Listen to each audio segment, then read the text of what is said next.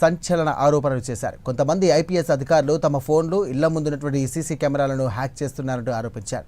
బెంగళూరు నుండి ప్రైవేటు హ్యాకర్లను తీసుకొచ్చి Hyderabad command control రూమ్లో ఉంచి బీఆర్ఎస్ నాయకులపై నిఘా పెడుతున్నారని ఆయన తీవ్రస్థాయిలో సంచలన ఆరోపణలు చేశారు. ఇక బీఆర్ఎస్ అధికారంలోకి వచ్చాక సంబంధిత అధికారులను కూడా వదిలిపెట్టమంటూ హరీష్ రావు హెచ్చరించారు. తమ నాయకులపై ఫేక్ పోస్టు పెడుతున్నారని, ఫిర్యాదు చేస్తే అసలు నిందితులను వదిలేసి క్రిషాంక్పై కేసులు పెట్టారంటూ ఆయన మండిపడ్డారు. టీఆర్ఎస్ నాయకుల మీద ఫేక్ పోస్టులు పెట్టినారో, తప్పుడు పోస్టింగ్లు పెట్టి తప్పుడు వార్తలు రాసినారో వాళ్ళ మీద కేసు పెట్టలే.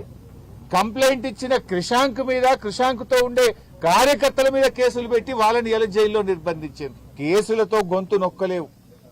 కేసులతో నువ్వు మళ్లీ గెలుస్తా అనుకుంటే అది మూర్ఖత్వం. హిట్లర్ను మించిపోయింది నీ మూర్ఖత్వం. నువ్వు ఆ జూబ్లీహిల్స్ ప్యాలెస్ లో కూర్చొని నువ్వేదో రాజు అనుకుంటున్నావు. నేనే రాజు, నేనే మంత్రి, నీకు నువ్వే చెప్పుకుంటున్నావు.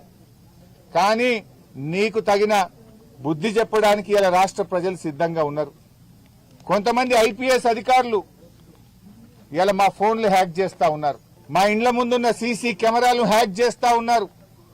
బెంగళూరు నుంచి ప్రైవేట్ హ్యాకర్లను తీసుకొచ్చి వాళ్లకు డబ్బులు చెల్లించి హైదరాబాద్ కమాండ్ కంట్రోల్ రూమ్ లో వాళ్ళను పెట్టి ఇవాళ బీఆర్ఎస్ నాయకుల ఫోన్లు హ్యాక్ చేస్తున్నారు.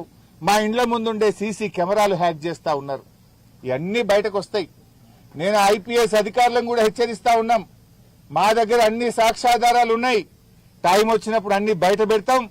రేపు బీఆర్ఎస్ ప్రభుత్వం వచ్చిన తర్వాత మీరు రిటైర్ అయినా మిమ్మల్ని వదిలిపెట్టము.